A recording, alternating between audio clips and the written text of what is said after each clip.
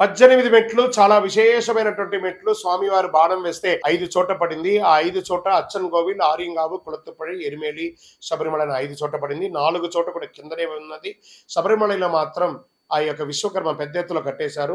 దాన్ని స్వామివారు ఎక్కడానికి ఆలోచిస్తూ ఉండగా ఆ 18 మంది దేవతలు ఒకరిపై ఒకరు మెట్ల వలె పరుండి, స్వామి లోకరక్షక, మీ చిన్నారి పాదాన్ని మాపై మోపి మీ యొక్క శ్రీచక్ర పీఠాన్ని అధిష్ఠించండి అంటే ఆ 18 దేవతలు మెట్ల వలె పరున్నారు. అవే 18 మెట్లు. ఇప్పటికీ ఆ మెట్ల మీద కాలు మోపే అర్హత కావాలంటే ఆ దేవతలు స్వామి వారి దగ్గర వరం పొందారు. స్వామి మీకు తత్సమానులుగా ఉన్న వాళ్ళు మాత్రమే మాల వేసుకోవాలి. ఒక మండల కాల దీక్ష ఎవరైతే చేసి ఇరుముడి తీసుకొని వస్తారో వారికి మాత్రమే ఈ మెట్ల మీద అడుగుపెట్టే అర్హత. ఒకవేళ తక్కువ కాలంలో ఉంటే వాళ్ళు మా దగ్గర పనిష్మెంట్ పొందుతారు. దాంట్లో మీరు ఎంటర్ అవ్వకూడదని వరం కూడా పొందున్నారు.